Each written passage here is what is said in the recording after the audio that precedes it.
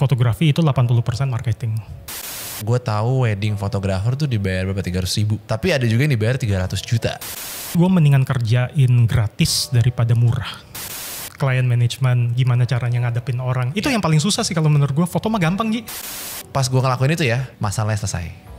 Gue sangat amat berharap gue sadar pentingnya self-branding dan content creation buat diri gue sendiri. Gue fotoin presiden kemarin aja itu impossible sebenarnya.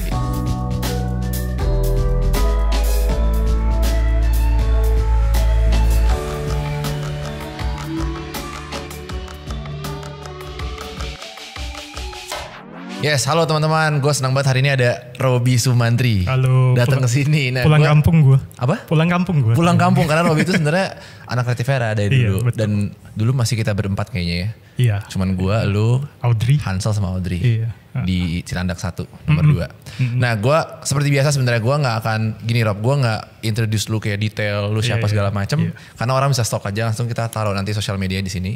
Karena kelamaan kalau kayak begitu kan. Jadi gue mau straight to the topic, jadi kayak episode berikutnya. Kayak episode kemarin-kemarin gitu. Gue udah hilang hitungan ini episode keberapa. Kayaknya ke-5, ke-5. Iya. Masih dikit, gue langsung straight to the topic. Kita mau ngebahas tentang fotografi kan.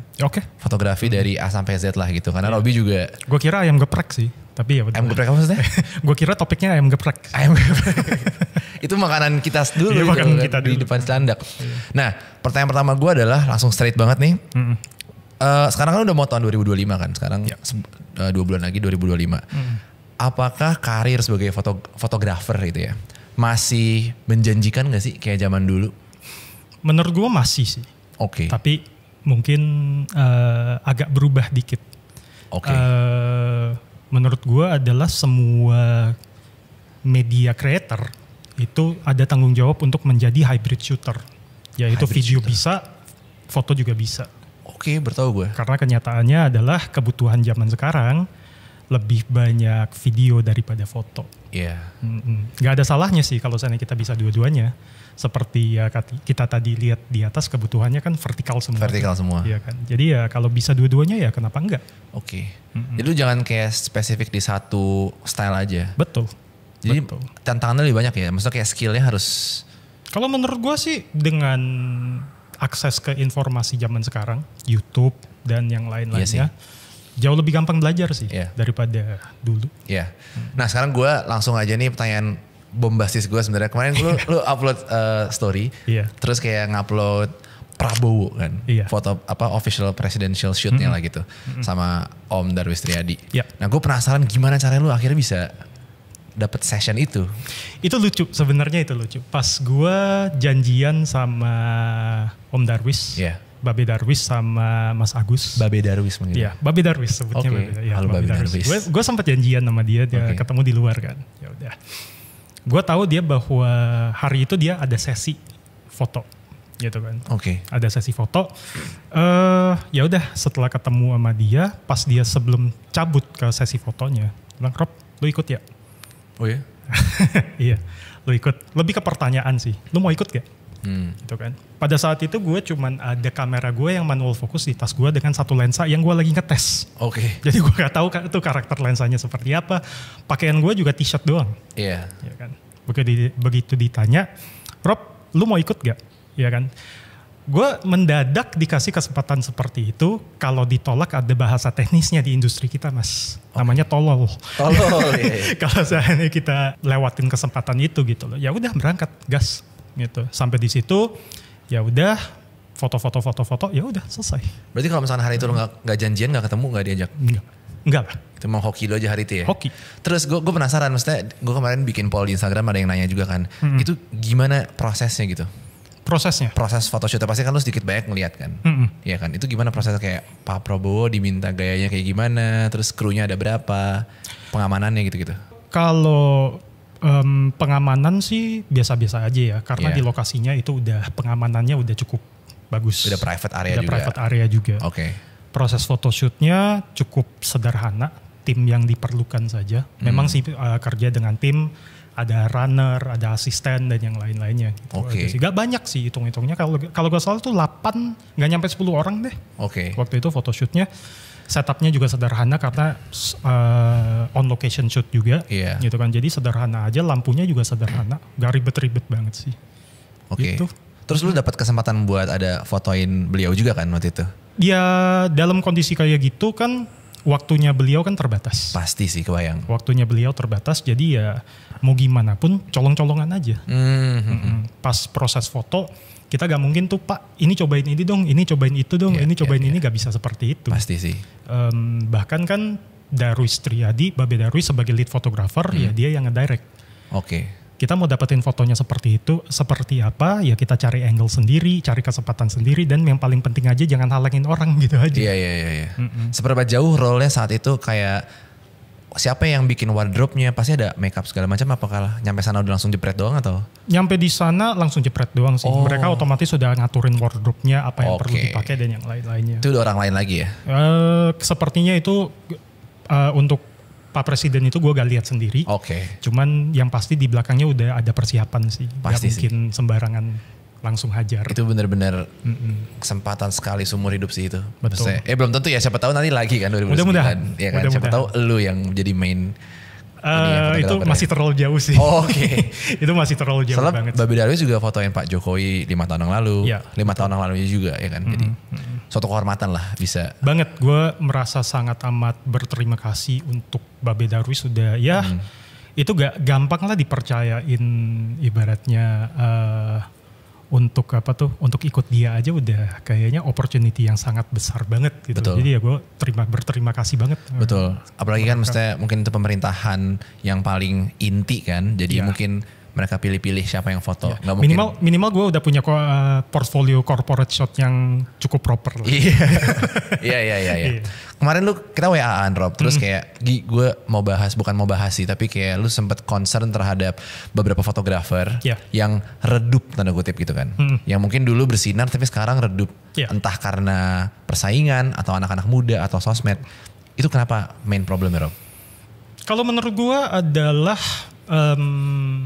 transisi di cara komunikasi terhadap massive communication ya.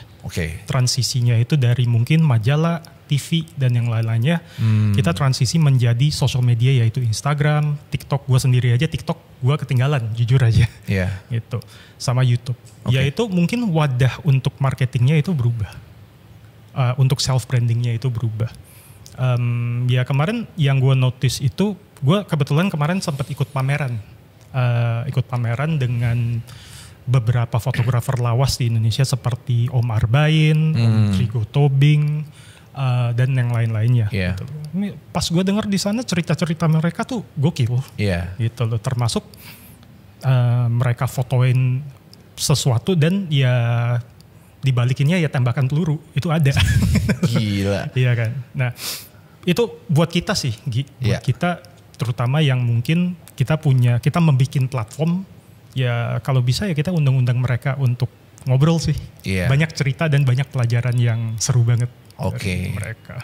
Berarti kalau gue simpulin ada beberapa orang yang mungkin kalah keep up ya sama kemajuan sosial media. Kalau menurut gue seperti itu. Soalnya kan banyak anak muda fotografer mungkin newbie biasa aja tapi skill sosmednya ini banget, bagus banget, malah dapat exposure gitu mungkin.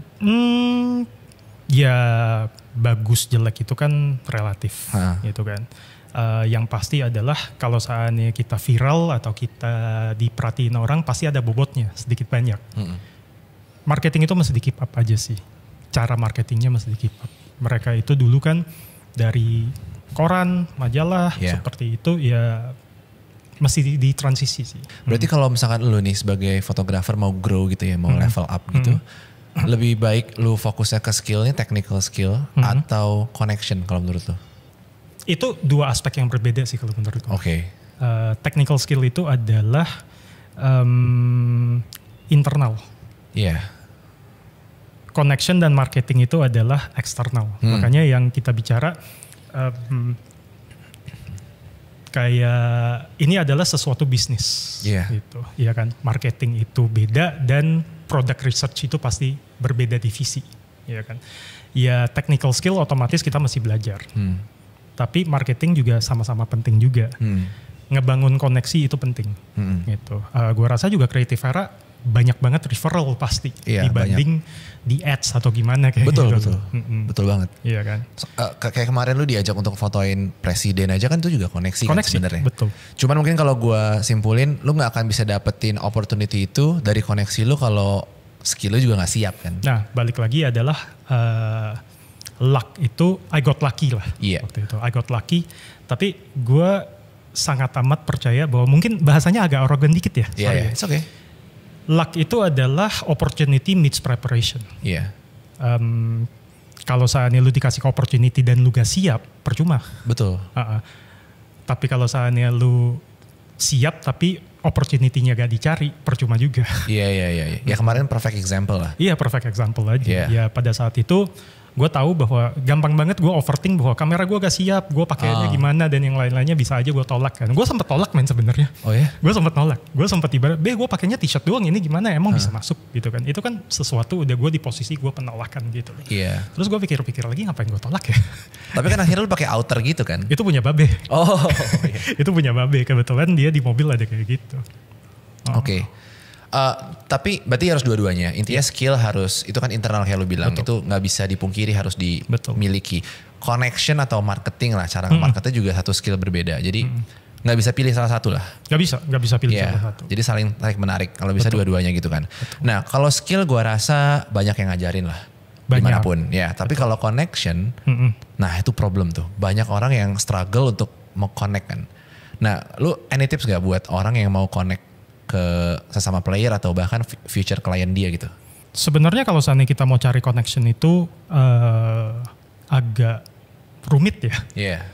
Tapi kalau seandainya kita mulainya misalnya dari nol, gue juga mulainya dari nol juga kan. Iya. Gitu. Balik lagi kepada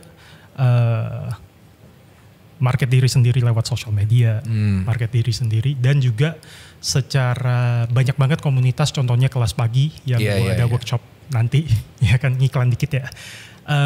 Itu gratis, bisa datang, bisa main-main aja sama fotografer-fotografer yang lain, pelaku-pelaku industri gitu. Main-main aja dan ya gimana caranya kita marketing gitu.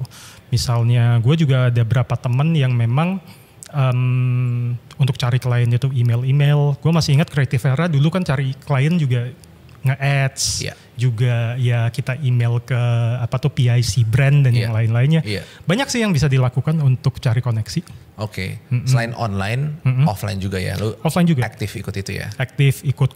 Kalau gue sendiri enggak sih. Gue cukup beruntung bahwa ada sosial media gue waktu itu cukup viral. Sempat sih, sekarang ya mudah-mudahan terjadi lagi. Di situ gue juga ada kesempatan untuk mewakili Godox Indonesia. Itu juga ngebangun koneksi gue lewat workshop dan yang lain-lainnya. Itu. Tapi Godox sendiri aja pada saat itu mulainya juga dari sosmed juga. Gitu. Dapat opportunity Godox itu maksudnya? Dapat opportunity-nya dari Godox juga. Pada waktu itu gue ingatnya itu gue caper sih, cukup caper. Gue nge-tag mereka dan ya pada saat di kontak ya udah, lu bikin video gak? Ya bikin, ya udah bikin langsung. Iya. Ya berarti opportunity sekecil apapun ya lakuin aja. Jadi kita kayak perbanyak jejak kayak gitu ya, perbanyak sampel. Betul. Nah berarti ini nggak ada alasan kalau misalkan, oke, Jakarta kan biasanya lumayan banyak ya yang kreatif itu. Mungkin di kota-kota lain juga, kayak gue lihat di Jawa Timur, di Bali apalagi. Betul. Nah nggak ada alasan berarti kalau yang di luar daerah-daerah yang mungkin padat kreatif antusiasnya, ya lu bisa pakai jalur online, ya kan? Pakai jalur online. Ya, oke. Lagi gue mau bahas tentang yang fotografer lawas tadi lu mention kan. Itu kan kayak beda generasi ya Rob ya? Dan terus terang, gue bukan fotografer sih, tapi gue ngelihat emang ada perbedaan karakter dari segi teknis gitu loh. Kayak fotografer yang zaman dahulu tuh, fotonya tuh kayak gini stylenya. Cuman yang sekarang nih kayak udah, ya tau lah kayak gimana kan, udah yang beda lah gitu. Tapi selain teknis, menurut lu perbedaan fotografer zaman sekarang sama yang lawas tuh apa sih yang paling jelas? Kalau menurut gue gak ada bedanya sih. Oh ya? Menurut gue malah gak ada bedanya. Oke. Tidak ada bedanya, malah mereka itu gimana ya? Karena mulainya itu jejaknya dari kamera-kamera manual ya ibaratnya terutama dari analog ya mereka ya. Jadi mungkin mereka lebih perhatikan pelajarin alat mereka lebih dalam. Supaya dapat hasil yang mereka mau. Gitu kan. Tapi dengan sekarang itu, dengan teknologi sekarang, ya kamera sekarang apapun, ya autofokusnya udah bagus dan juga lain-lainnya sama aja sih sebenarnya. Sama aja ya? Sama aja, nggak ada bedanya. Itu perasaan gue doang ya, fotografer lawas tuh kayak hasilnya pasti fotoin orang atau enggak foto binatang gitu kan. Kalau sekarang kan udah yang kayak estetik gitu kan foto-fotonya. Betul. Tapi kita kalau gue lihat dari pameran kemarin ya, banyak banget yang mereka foto estetik seperti sekarang juga dan yang lain-lainnya yang kita gak pernah lihat sebenarnya. Termasuk Babe Darwis yang wah back catalognya sih keren-keren sih. Iya. Gitu. Yang kayak kita bahas juga mungkin yang di sosial media beliau-beliau gak semuanya bisa dipublish kan. Gak semuanya bisa dipublish. Dan mungkin kita bisa merubah persepsi kita atau judgement kita kalau kita ngelihat full story-nya. Iya kan? Benar. Nah sekarang ini agak sensitif tapi selalu menjadi pertanyaan banyak orang bahwa berkarya sebagai fotografer dari nol gitu ya, itu kalau beda lokasi bisa beda nasib gitu. Oh iya, pasti. Iya kan? Banget. Mungkin gak usah jauh-jauh yang komersial dulu deh, wedding deh gitu. Iya kan? Ada, gue tahu wedding fotografer tuh dibayar berapa, 300.000. Ada. Iya. Tapi ada juga yang dibayar 300 juta. Iya. Iya kan? Kenapa nih ada gap sebesar itu? Kayak explain. Fun fact, cukup. Yang mahal-mahal 300 juta itu mungkin sudah penuh sampai tahun depan. Aneh kan? Aneh. Itu mahal banget tapi kayak laku banget gitu. Betul. Balik lagi ke branding kalau menurut gue. Balik lagi ke branding, balik lagi kepada, wah cukup sensitif ya sebenarnya. Begini sih, kalau untuk wedding photographer itu ya kebetulan gue ada berapa temen di wedding photography. Ujung-ujungnya balik lagi ke bahasa tadi. Unfortunately, fotografi itu 80% marketing. Betul sih. Unfortunately, untuk mencari klien yang willing to pay, dan lu mesti setting value sendiri. Karena kalau seandainya, kalau gue pribadi gue mendingan kerjain gratis daripada murah. Menarik juga sih. Karena kalau murah itu gue masih ada kewajiban dan tanggung jawab untuk hand in deliverable-nya. Gitu kan. Kalau seandainya gratis gue bisa pakai untuk portfolio gue dan yang lain-lain. Dan gak ada obligasi kan, gue mau dibayar. Dan gitu secara gratis itu, kalau seandainya gratis itu gue berhak nolak. Tapi seperti bahasan kita dulu ya, kalau seandainya udah urusan perut udah susah sih Gi. Cuman emang kalau masalah payment ya, sensitif tapi gak semerta-merta lo bisa naikin skill lo jadi jago terus jadi mahal kan gak juga? Gak juga. Karena ini udah masalah demand-nya kan. Betul. Akan selalu ada restoran yang omakase, ada juga restoran yang pinggir jalan murah-murah juga ada. Jadi betul. Tergantung mainnya di kolam yang mana kan sebenarnya. Tergantung mainnya kolamnya di mana. Mungkin kalau tebakan gue solusinya kalau mau step up rate ininya, fotonya ya shifting ke mungkin klien yang punya willingness to pay lebih. Mungkin gue balik nanya lu kali Gi. Lu kan di Creative Era itu kan pasti ada, kalau content creation untuk social media. Lu kan pasti ada minimum rate-nya kan. Lu pasti ada minimum rate-nya. Lu gimana caranya supaya lu berkompetisi dengan ya yang kita lihat ya ibaratnya social media management yang 400.000 sebulan atau 500.000 sebulan. Lu kan pasti branding. Gitu. Nah itu lu mulai brandingnya gimana?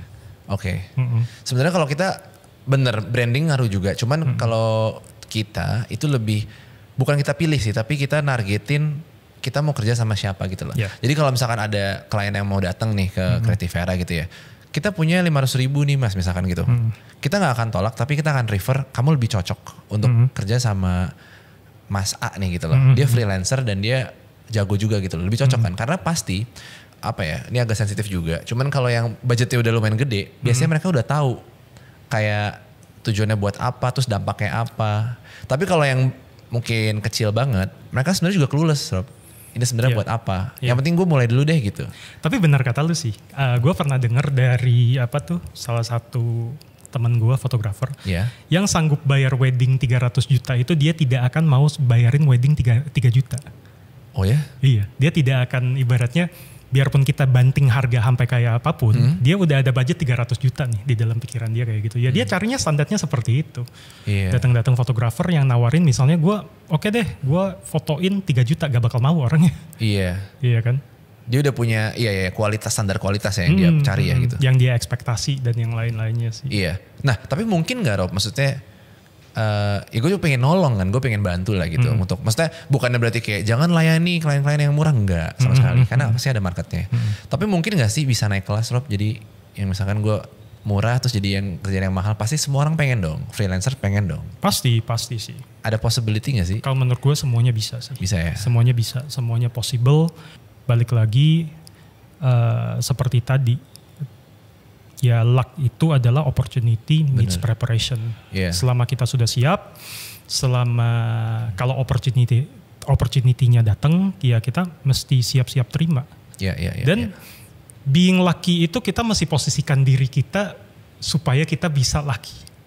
Kalau seandainya lu tidur di kamar doang kan, ya koneksi lu kan nggak ada. Benar. Mainlah di lapangan. Cetaklah kartu nama atau gimana, datanglah ke convention wedding atau komunitas wedding photographer atau gimana, ya main-main aja. Lakuin apapun ya. Lakuin apapun. Lo akan tahu ntar mana yang works, mana yang enggak gitu ya. Betul. Kalau ini kan satu genre doang nih, wedding, tapi kan sebenarnya banyak banget loh. Banyak. Kayak kita udah kerja bareng lah, kita sempat syuting ke Tambiski itu yang di Sumatera Utara, ya kan, itu ada foto, ada video. Terus kita pernah foto produk, ada macam-macam lah. Menurut lu untuk mungkin newcomer lah, bukan yang seprofesional itu, lebih baik gua spesifikin satu aja, kayak wedding ya udah wedding aja, F&B aja, atau semua tawaran gue terima dulu deh, yang penting gue bisa napak tilas dulu gitu. Kalau gue pribadi, gue sangat amat percaya dengan niche diri sendiri. Oke, menarik. Gue cukup percaya dengan itu. Gue memilih, kalau gue pribadi itu gue memilih untuk potret dan street photography. Tapi street photography pun gue kebanyakan yang gue ambil itu potret. Potret secara gak langsung itu potret fotografi. Gue gak tahu ya, kalau mendingan diterima semua, ya yang penting hasilnya bisa maksimal aja. Tanggung jawab kita untuk jadi deliverable. Begitu. Ya kalau seandainya hasilnya bisa maksimal, kenapa enggak? Tapi lu di tim yang lebih prefer niche aja ya? Kayak wedding aja, potret aja. Karena mungkin kayak mungkin kolam lu akan lebih kecil pasti. Cuman mungkin secara value lu lebih atau mungkin bagus. Bahasanya lebih enaknya itu kalau awal mulai semuanya diterima. Kalau gue pribadi, gue juga pernah fotoin burger, gue pernah fotoin ya macam-macam lah, kopi, ya gitu, bikin konten yuk gas gitu kan waktu itu. Ya udah, ya tapi along the way lu akan dapet passion lu di mana sih, yang lu suka apa sih, jalurnya di mana sih. Gue juga dapet banyak temen gue, salah satunya dia juga pernah ngomong, ya gue dapetnya di newborn sama maternity, terus gue bisa gimana? Iya kan, ya udah. Kalau udah terkenal di segmen itu atau niche itu, udah nggak stop juga kan sebenarnya. Betul. Bisa begitu. Betul. Tapi saran gue sih cari genre, cari jalur yang lu cukup suka sih, suka kerjain sih. Kalau nggak di titik mana lu akan muntah darah. Pasti sih. Itu terjadi loh sama gue sebenarnya. Kan gue di kreatif kan, ngerjain video kalau lu tahu, animation segala macam. Ya terus terang sekarang udah di titik dimana apa yang kita kerjain ya mayoritas kita nggak suka sebenarnya. Iya kan, karena udah maunya klien aja gitu. Iya betul. Jadi kita cuma punya skillnya, sama punya daya kreativitasnya. Cuman apakah kita benar-benar mau ngerjain itu, ya udah semuanya udah jadinya apa ya, bisnis aja gitu loh. Iya memang. Ngerti kan? Betul. Gitu. Tapi bukan berarti kita nggak serius, enggak. Cuman ya orang kalau nggak bisa afford rasa begitu ya pasti nyerah. Iya kan? Gitu. Gue salah satunya sih. Lu salah satunya ya? Makanya lu niche down ke Gue portrait. salah satunya sih. Gue cukup ya, kalau mau ngomong keras kepala, kalau mau ngomong idealis ya idealis gitu aja. Iya. Oke. Gue kemarin dapat komen di Instagram pribadi, ada di TikTok. Sebenarnya banyak kan TikTok sih, karena lebih banyak audiens di TikTok kan. Dia bilang, lu masih kayak gini gak sih? Apa? Lu masih kayak gini? Enggak, dulu kayak gini kan. Terus sekarang udah gak gini lagi. Tapi beberapa orang kayak, bang mana gininya? Gue juga lupa loh, karena itu gue gak sengaja kan. Otodidak aja gitu. Otodidak maksudnya spontan gitu. Nah, banyak yang bilang sekarang banyak banget fotografer yang banting harga gitu. Iya kan. Karena banyak juga Rob, maksudnya klien yang milihnya tuh faktor utamanya adalah price. Ya. Itu secara nggak langsung di industri, mungkin nggak industri profesional atas mungkin nggak terlalu ngerasain ya, mungkin lu nggak ngerasain, tapi banyak loh sebenarnya di bawah atau sampai middle itu ngerasain. Jadi kalau kita mau dapetin project kita harus murah gitu. Nah itu masalahnya di playernya menurut lu. atau di marketnya sih yang belum bisa meng-appreciate ini? Kalau menurut gue both. Oke, kalau menurut gue both. Combination ya gak bisa dipungkiri kalau seandainya kita bandingin harga maupun di paling atas pun, kalau kita bandingin harga di luar negeri sama Indonesia itu jauh banget. Oh jauh banget jauh parah gitu. Ya mungkin lu kalau seandainya commercial campaign di luar itu ratusan ribu dolar sampai jutaan dolar lu udah pasti denger. Iya. Ya kan di Indonesia ya sangat amat sulit. Iya. Ya itu terbukti market itu ya belum siap untuk menerima apa tuh dengan harga seperti itu, market kita tidak ada. Iya. Tapi di samping itu kita juga banting harga, sifat banting harga itu pasti ada juga sih. Iya. Untuk dapetin project dan yang lain-lainnya. Tapi pada ujungnya seperti kita bahas tadi adalah customer yang mungkin gue misalnya punya duit 1,5 M untuk bikin ad campaign gue. Tiba-tiba ada videographer atau fotografer, mas saya kerjain aja 1,5 juta. Buat gue pribadi, gue cukup sulit percaya dengan kredibilitas sang fotografer dan videographer ini. Otomatis yang gue tanya, portfolio lu mana dan yang lain-lainnya. Dikerjakan pun diterima pun gue akan memikir, ini kok bisa, ini gue dapatnya apa ya? Iya. Gitu. Karena murah banget gitu kan? Karena murah banget. Kalau untuk harga itu ya industri, memang pasar di Indonesia itu sangat cukup terbatas harganya, ya kan. Tapi di samping itu kita sendiri yang suka banting harga sih. Betul. Kita yang ngeladenin kan maksudnya. Kita yang layanin. Iya. Dulu aja masih ada bahasan kita cas segini aja ya. Kita cas segini aja ya. Gitu. Ya masih ada komprominya dari ketakutan tidak dapat jobnya, gitu kan. Tapi ya balik lagi. Setelah kita market ke orang yang benar, kita bangun koneksi yang benar, ya otomatis harganya ya kita bisa adjust lah. Betul. Gue sama Ansel juga nerapin mentalitas kayak begitu Rob. Jadi kalau misalkan kayaknya budget, maksudnya gini, kita gak ngitung dari budget murah atau mahal. Tapi kita ngelihat dari berapa yang kita dapat ujung-ujungnya. Jadi misalkan lu dibayar misalkan 1 miliar gitu. Tapi kalau untungnya cuma 10 juta. Kan sama aja kan, sama aja. Itu nilai proyeknya 10 juta berarti, bukan 1 miliar misalkan. Betul. Kan. Nah gue sama Hansel rata-rata kalau misalkan ada yang begitu, kayaknya ini nggak worth the problem lah. Nah kita biasanya skip dulu, berarti kan, karena pasti ada orang yang willing untuk ambil resiko itu dengan margin yang kecil, kayak gitu. Dan kita ngerasa, oh ini opportunity cost nih ya kan, kita lewatin kayak orang tolol bilang tadi kan. Tapi ternyata itu kita jadi ada peace of mind gitu loh. Kita jadi ngerjain kayak project-project yang sehat. Iya. Ya kan? Iya, benar. Gitu. Tapi mungkin itu bisa di-achieve kalau lu udah punya cukup banyak sampel leads yang datang gitu kan. Cuman kalau jarang-jarang mungkin ya udah hajar aja. Hajar aja. Sekarang banyak banget teman-teman gue yang sudah terbukti untuk marketing itu mereka cold email. Cold email, ibaratnya kita email ke PIC, kita cari linknya di LinkedIn dan yang lain-lainnya, kita email aja. Mungkin lu email 1000 mungkin 5 yang respon secara baik, cuman kan lu lakukan sesuatu. Iya. Ya, itu kan? Email masih bekerja sekarang? Kalau di teman-teman gue masih bekerja. Masih ya? Masih bekerja. Gue kira zaman sekarang tuh fokusnya malah justru kita harus nge-create audiens sendiri kayak konten atau sosial media. Jadi orang datang gitu kan. Iya. Karena dulu gue ngejalanin email, dari 1000 ada lah berapa gitu kan. Tapi kayak mendingan capek bikin konten sih kalau gue. Oh gitu. Ngerti gak sih? Iya. Capek bikin konten, kita dapat output, dapat ngasih orang value, tapi dapat leads juga. Tapi lu bikin konten kan juga ada tujuannya. Iya. Lu bikin konten ibaratnya namanya spec ad ya. Iya. Namanya spec ad itu kita bikin konten. Misalnya ya gue baru beli misalnya Uniqlo. Mungkin gue kontenin tapi tidak di hire sama Uniqlo. Itu sebagai sampel portfolio. Oke. Ya kan. Ya banyak yang seperti itu sih. And it works sih. Iya. Mungkin lu tidak akan syuting buat Uniqlo, cuman ya brand-brand baju yang lihat, ini orang pernah bikin konten seperti ini yang kita suka nih. Kita hire yuk. Iya. Dibanding konten yang memang gak ada tujuannya. Iya. Kalau saya bangun portfolio ya bangunlah dengan tujuan.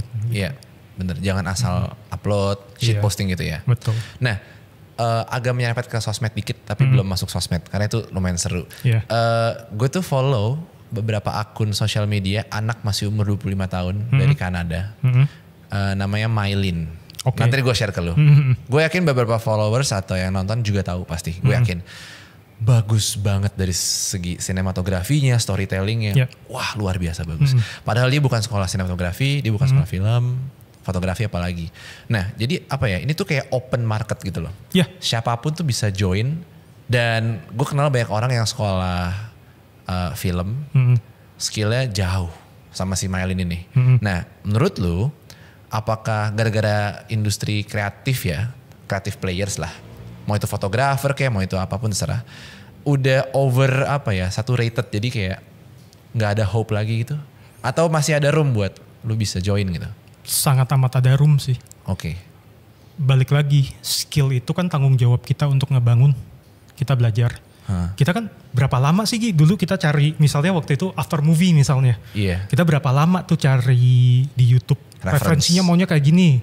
Referensinya mau kayak gini. Sampai gue masih inget satu shot yang panning ya namanya. Bukan yang tilting shot itu. Ya kita maunya kayak gini nih. Gue sama Audrey berangkat. Ingat gak lu? Yang Sampurna. Gue sama Audrey berangkat khusus untuk bikin shot itu doang. Tapi kan itu kan kita coba. Kita belajar. Salah ya salah. Iya kan. Tapi kita belajar.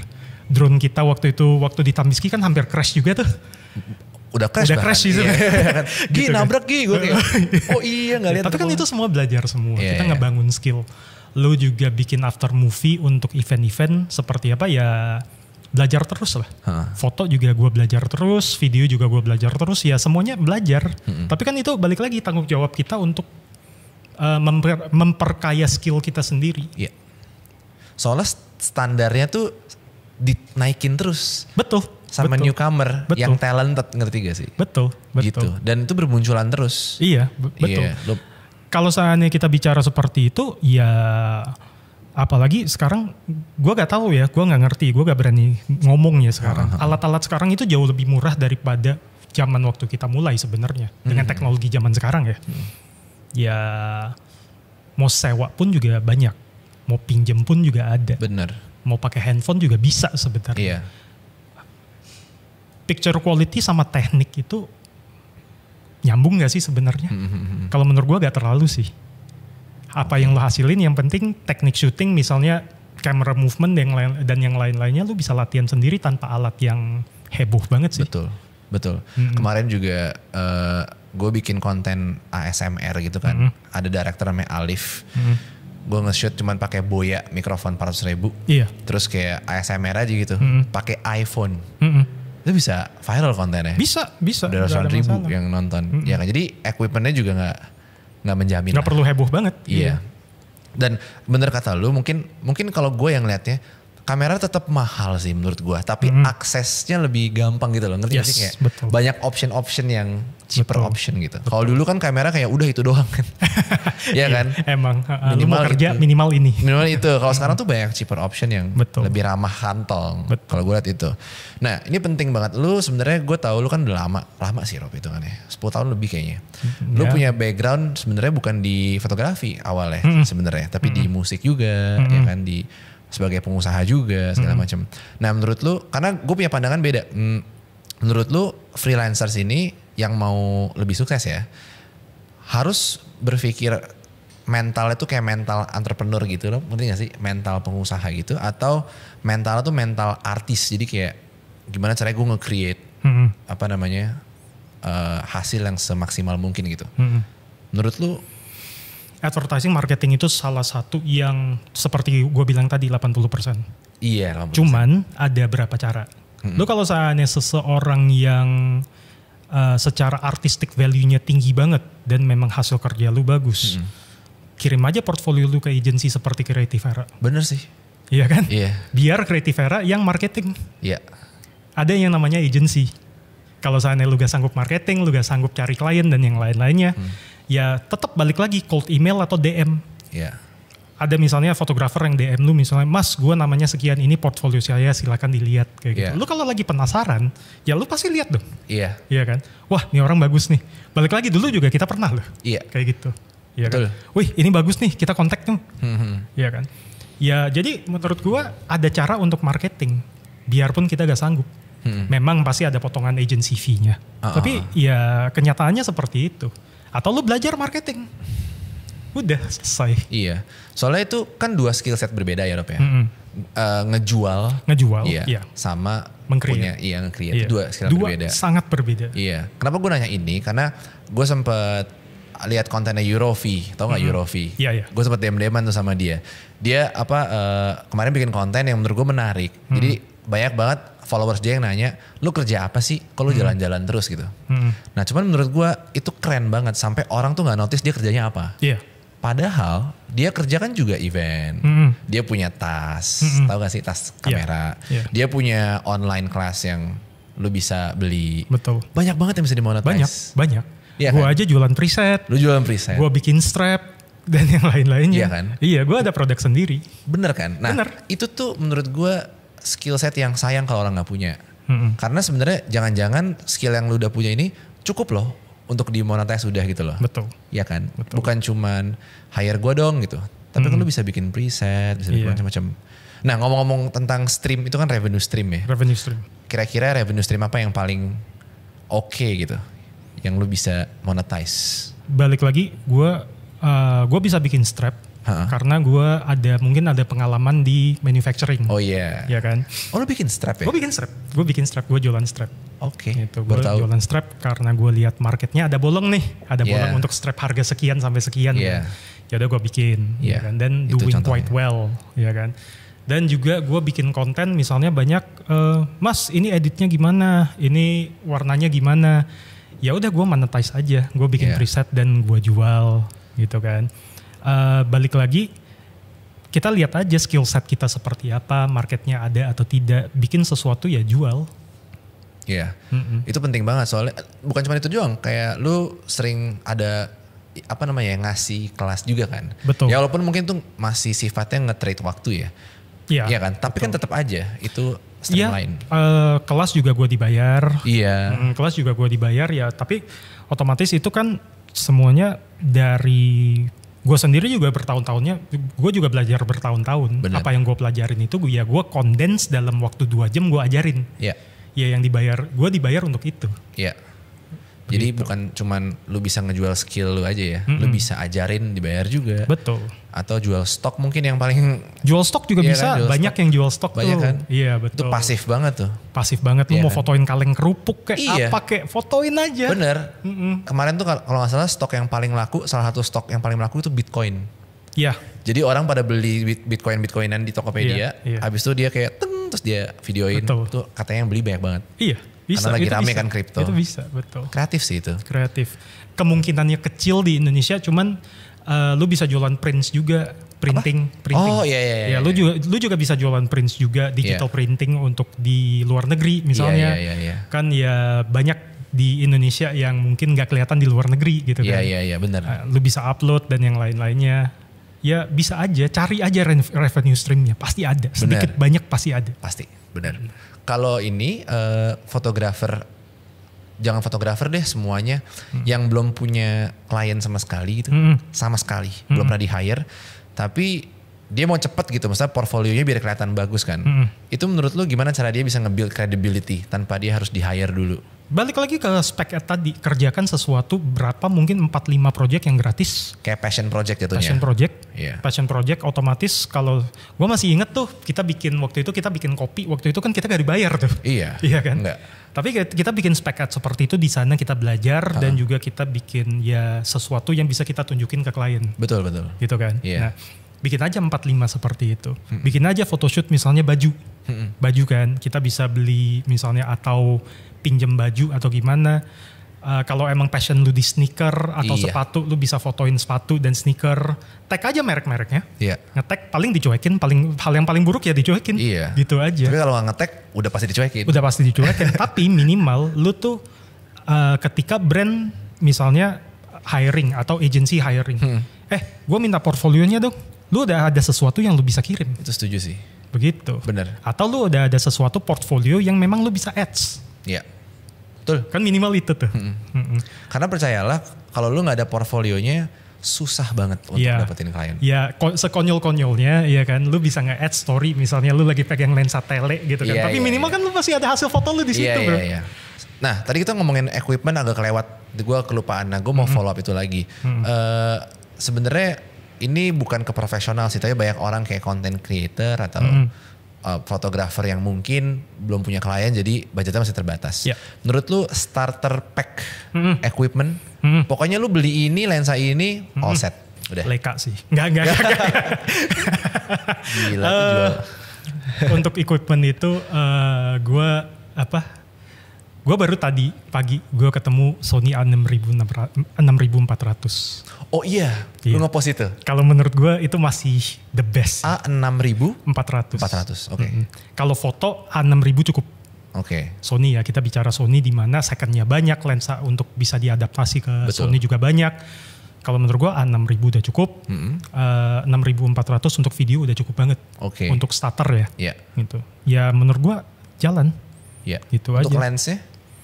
Lensnya ya misalnya 30 f1.8, 50 f1.8, nggak perlu yang heboh-heboh banget sih kalau menurut gua. Itu udah cukup buat freelance lah ya? Udah cukup banget. Buat commercial work TVC gitu jelas belum, tapi... enggak loh. Lu tahu foto BTS The Joker? Itu pakai X-T3. Oh. Itu masih bisa, tergantung kita kalau seandainya foto, menurut gua teknologi itu... A6000, A6400 saja untuk commercial work itu udah cukup sebenarnya. Di luar itu, atau kalau mau full frame itu A73, A7R3 aja kalau misalnya kita mau bicara full frame ya. Itu udah bagus banget. Okay. Sisanya itu setelah itu yang lebih mahal adalah mungkin bikin pemakainya lebih comfortable atau gimana ya, quality of life upgrades lah dibanding quality fotonya sendiri. Karena kenyataannya adalah untuk foto tidak ada peloncatan yang cukup signifikan. Iya. Gitu loh. Dari dulu ke sekarang gitu. Dari dulu ke sekarang udah kayak gitu. Ya jujur aja lensa f1.8 sama lensa GM sama lensa f1.8 yang ibaratnya harganya mungkin bisa berkali-kali lipat, berapa banyak sih yang bisa bedain sebenarnya? Kita taruh samping-sampingan mungkin bisa. Akan tetapi lo kalau saya ajuin foto ini kalau bagus ya bagus. Udah. Kayak lo pernah bilang deh, dari 0 ke 1 tuh beda banget. Betul. Tapi dari 1 ke 10 itu tuh udah tipis tuh. Iya udah tipis. Iya kan? Udah tipis. Dari 30 juta ke 100 tuh udah lumayan tipis tuh. Iya betul. Tapi dari kamera 3 jutaan ke 15 nah itu. Iya. Jauh apalagi sekarang banyak perusahaan-perusahaan lensa yang dari Cina. Yang dulu menurut kita apaan sih ini? Oh gila bagus banget men. Bagus banget. Oke. Gue mau nanya satu hal Rob tentang marketplace freelancer. Lu pernah pakai gak sih? Soalnya gini, Creative Era tuh sempat ada yang kontak nih. Aduh jangan sebut deh, takutnya sensitif aja sih. Namanya ya. Dia kontak kita, terus kita masuk. Bener sih, maksudnya banyak leadsnya segala macam. Tapi kita ngerasa jadi kayak servisnya tuh jadi commodity gitu loh. Karena jadinya tuh decision makingnya berdasarkan harga, ya kan. Sedangkan kita pengen di kreatif kita dihargai dari karya sebelumnya kan. Jadi lu di value lebih gitu. Kayak misalkan orang mau hire Babe Darwis gitu. Pasti kan karena image yang sudah dibangun, kredibilitasnya. Makanya kalau minta berapa, nggak apa deh gitu kan. Kita nggak pengen dong hasil karya kreatif ini dinilai kayak beli telur gitu, ya kan? Nah, menurut lu marketplace kayak gini sebenarnya it's a solution atau sebenarnya ini malah ngerusak sih? Mungkin buat mulai sangat amat menjadi solution. Bener, tergantung step-nya, tergantung stage ya. Itu untuk menjadi solution sampai idealnya kan kita bikin portfolio sambil dibayar ya, idealnya gitu kan. Mungkin itu bisa menjadi solution. Bener juga. Tapi gimana caranya kita melepas diri dari sana? Kalau menurut gue sih seperti itu. Any job kita terima dulu, kita kerjakan dulu semaksimal mungkin.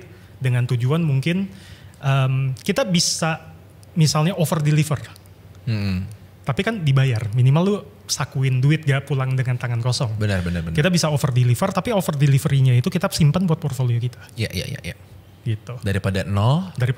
Iya. Daripada dibanding kita kerjain secara gratis, sama aja sebenarnya. Tapi ya ini bedanya mungkin lu ada kesempatan untuk dapat job dan dibayar. Di situ juga kita bisa belajar gimana caranya kita client management.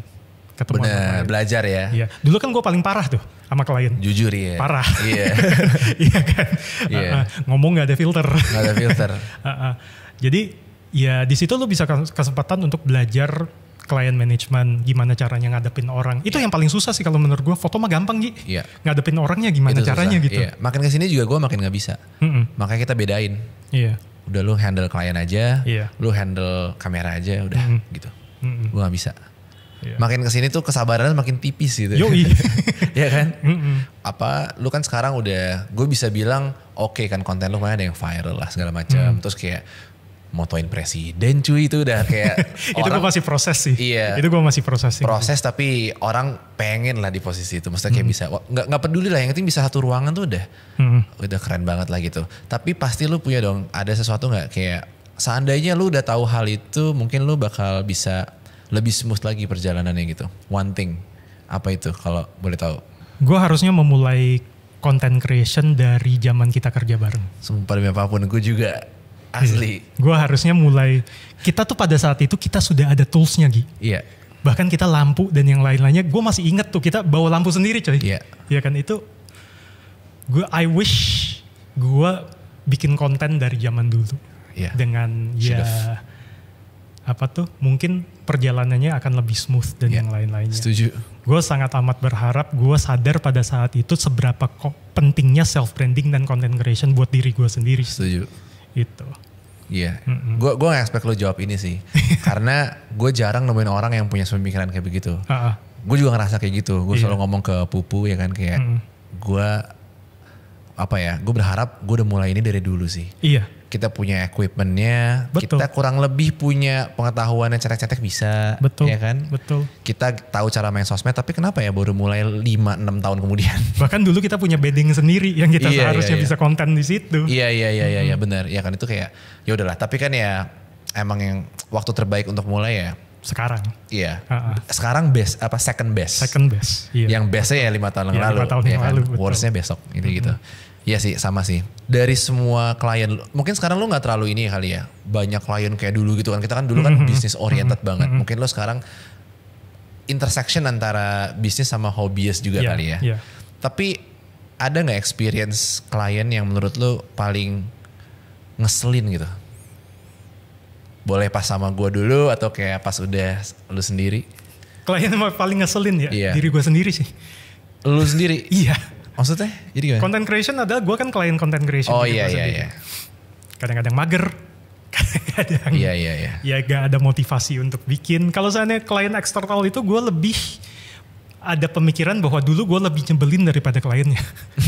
To be honest lah. Gitu aja. No, gue gak perfect banget. Sekarang juga gak perfect. Zaman dulu apalagi gitu kan. Nah, cuman ya balik lagi. Kalau seandainya kita bicara sekarang ini yang paling nyebelin ya diri gue sendiri, insecure-nya gue, iya kan? Masih insecure? Masih lah, gila masih lah. Konten ini bakal kalau gue naikin view-nya berapa banyak ya? Oh lo kepikiran Matrix itu? Masih kepikiran terus habis itu kontennya baik atau tidak ya? Baru berapa minggu yang lalu, gue pasti ngelawan tuh.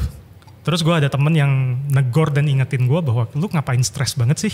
Iya. Gitu lo gak sehat buat lu. Ya udah gue pikir-pikir lagi, ya udah nyantai dulu aja, gitu. Ya gue seneng sekali sekarang gue largely itu working for myself.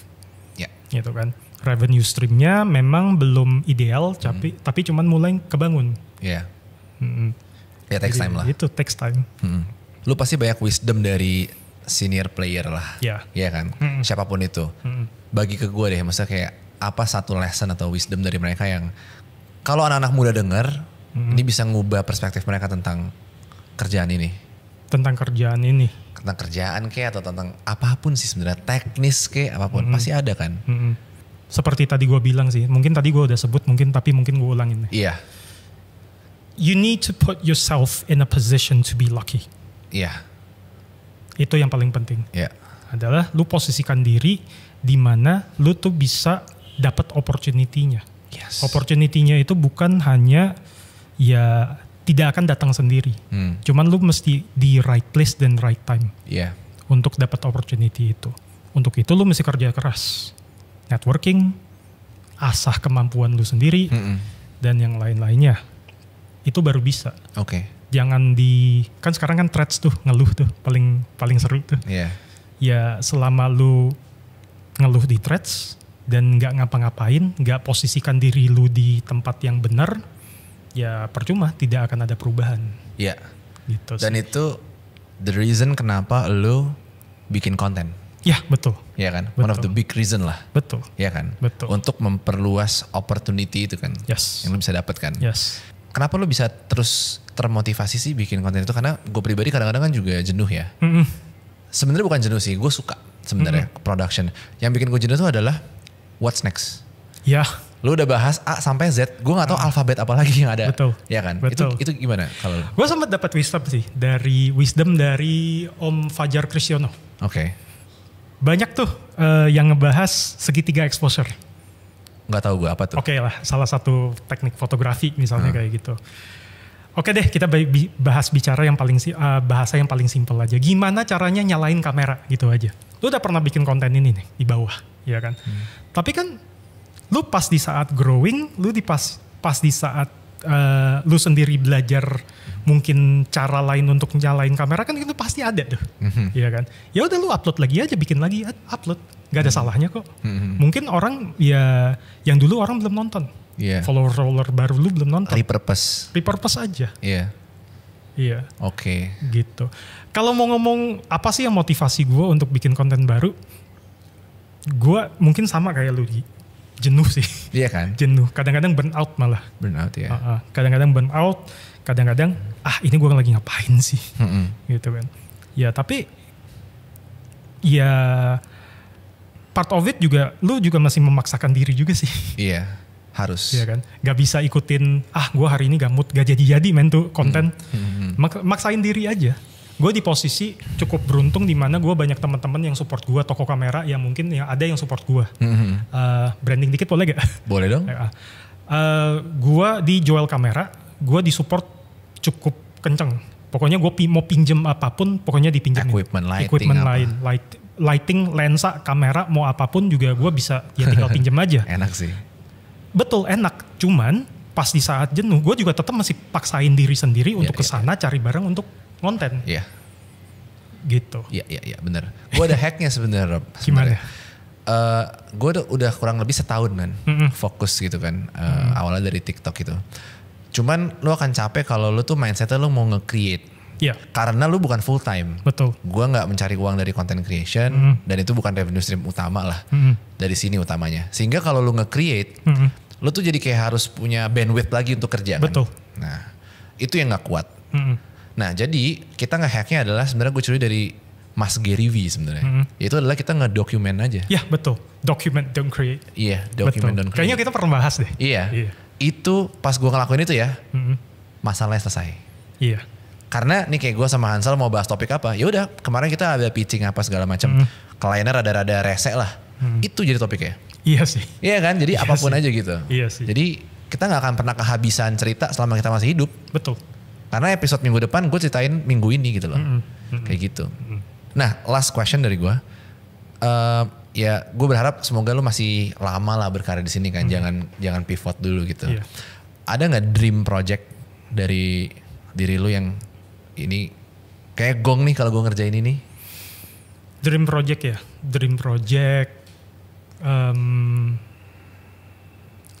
gue sekarang belum bisa jawab sih, gue masih digest apa yang terjadi kemarin sih Gi. Asli gue masih processing apa yang terjadi kemarin sih. Iya. Salah satunya dream project itu menjadi gue ada motivasi untuk mungkin kerjakan, mungkin ini bicaranya agak naif ya dan agak impossible. Gue mungkin pengen motretin juga orang-orang yang seperti itu. Misalnya mungkin Raja Inggris dan yang lain-lainnya. Kalau seandainya orang bilang itu, Rob lu ngimpi doang, impossible lah. Gue fotoin presiden kemarin aja itu impossible sebenarnya. Iya. Gitu. Jadi mungkin bisa terjadi, mungkin dream project gitu. Gue balik lagi ke pengen motretnya itu belajar potret fotografi seperti Annie Leibovitz dan mungkin mudah-mudahan bisa dapat kesempatan seperti itu sih. Iya, tapi fun fact ya, maksudnya lu saksi mata perjalanan kreatif Vera kan. Kita juga belum gimana-gimana, tapi maksudnya dulu tuh kita, ingat gak sih kita kerjain Happy Fresh? Yoi, ya kan? lu sendiri jadi badutnya. Gue jadi badut ya. Karena gak ada talent, jadi gue jadi badut gitu kan. Gue di OP waktu itu, di OP-an lah. Iya, gue ngusir bayi. Iya, ada bayi nangis segala macam. Nah, itu tuh dulu kita mikir itu the dream project kita. Iya. Iya kan? Gojek Star Wars. Wah, Gojek, kita ngerjain Gojek sama Star Wars. Itu tuh kayak dream project gitu loh. Di hari itu. Jadi gue rasa dream project itu juga evolve gitu loh. Betul. Kayak yang gue kerjain kemarin, yang misalkan Arel juga ikut kan, kita ngerjain Alfamart sama Raffi Ahmad. Pas kita ngerjain Happy Fresh, gue mikirnya kayak itu tidak mungkin terjadi gitu loh. Iya. Ya kan? Iya betul. Jadi yang lu bilang barusan, lu mau fotoin Prince di UK, sekarang nggak mungkin terjadi, kayaknya. Tapi in the future, who knows? Gue juga cukup bersyukur waktu itu gue dapat kesempatan, misalnya gue mulainya waktu itu dari Jeremy Thomas. Itu juga random. Itu juga random parah. Habis itu Nagita. Iya gue juga lihat. Nah, Nagita itu dari networking dari waktu gue photoshoot sama Jeremy Thomas. Waktu itu stylistnya yang introduce gue ke timnya Nagita. Oh oke. Dari sana juga kalau saya presiden kemarin juga network gue daripada waktu itu perkumpulan fotografer dari DOS waktu itu. Iya. Gue ada kesempatan juga ketemu sama Babe Darwis di sana, gitu kan. Jadi ya balik lagi networking, bener sih networking Gi. Iya. Gitu. Setuju gue. Duh, gue rasa kayaknya gue udah tanya semua yang mau gue tanyain ke lu sih intinya. Kalau misalkan ada yang mau gue tanya lagi, gue harap lu mau balik lagi Rob. Ya kan, supaya kita ada apps berikutnya. Gue kan ngomong dari tadi kan, gue pulang kampung. Pulang kampung ya, karena lu Rob ini lama banget di sini dulu. Ketemu sama Mas dulu gak sih dulu? Belum. Belum ya? Oh masih baru ya? Kan berempat dulu, gue, lu, Audrey sama Hansel dulu. Iya. Ya paling gini ya, untuk hari ini thank you itu dia paling dari gue. Siap, thank you. Gue gak pernah minta subscribe, gue gak pernah minta komen. Karena gue ngerasa kalau misalkan itu gak dilakuin, ruginya bukan di gue. Kalau gak subscribe, ya kalau subscribe, thank you, bersyukur. Kalau gak subscribe, awas gitu ya. Gue bener gak apa-apa. Karena menurut gue kalau misalkan enggak pun, gue gak rugi gitu loh. Yang rugi yang skip karena mungkin gak ketemu lagi. Itu doang sih. Oke, anything to add? Dah, paling seperti itu. Ya jujur seneng banget datang ke sini. Gue cuman satu-satunya yang 2 kali ya. Iya. Satunya 2 kali. Dan agak beda topiknya. Waktu itu kan spesifiknya buat TikTok. Alright. Oke, gue Augie Aditya. Gue Robi Sumantri. Thank you so much for watching.